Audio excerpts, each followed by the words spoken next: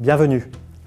Nos formations d'expertise vous proposent des leviers efficaces pour transformer vos problématiques de coûts et délais en atouts pour vos projets.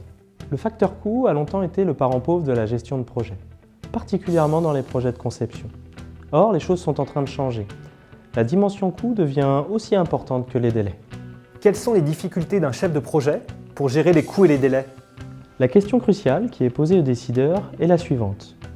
Est-il opportun de lancer ce projet au regard des investissements qu'il engage et des délais qu'il nécessite? Générera-t-il la valeur attendue, et ce au bon moment, la notion de time to market? D'où la nécessité de piloter à travers le triptyque coût, délai, valeur.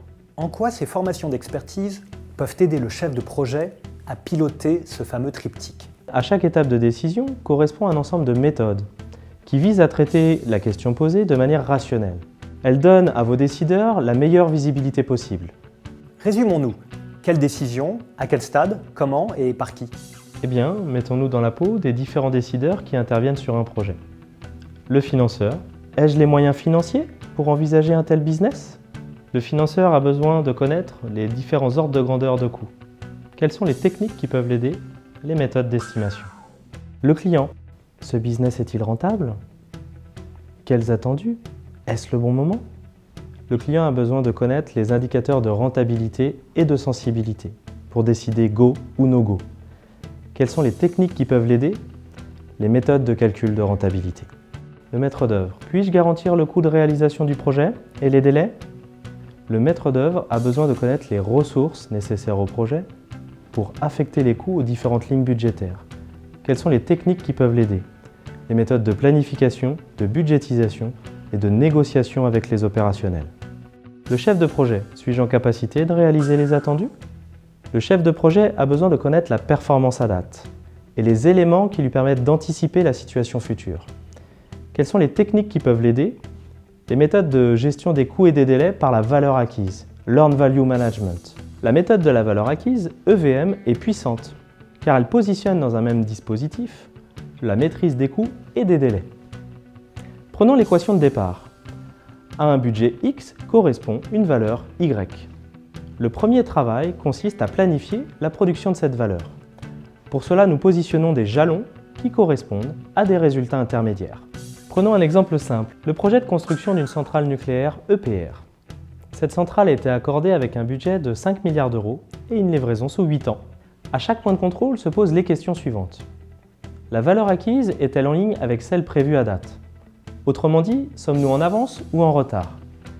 Dans le cadre de mon projet EPR, à 4 ans, nous avons atteint les objectifs prévus à 2 ans. Et pour obtenir cette valeur, combien avons-nous dépensé? Autrement dit, quel est le coût réel des dépenses engagées? Il était prévu de dépenser 2 milliards et nous en avons dépensé 3. Au vu de cette performance constatée, il convient de s'engager sur un point d'arrivée, soit un coût final estimé et une date de fin prévisionnelle. Parmi les possibilités, nous serions tentés de dire que le projet va coûter 6 milliards au lieu de 5 et se clôturera à 10 ans au lieu des 8 prévus initialement. Mais la technique de la valeur acquise pose la vraie question. Sommes-nous meilleurs ou moins bons que prévu? Que deviendraient nos engagements si nous suivions les mêmes tendances d'évolution? Dans le scénario des pires, la centrale pourrait coûter 30 milliards d'euros contre les 5 prévus. Nous ne pourrions livrer qu'à 16 ans contre les 8 initialement planifiés.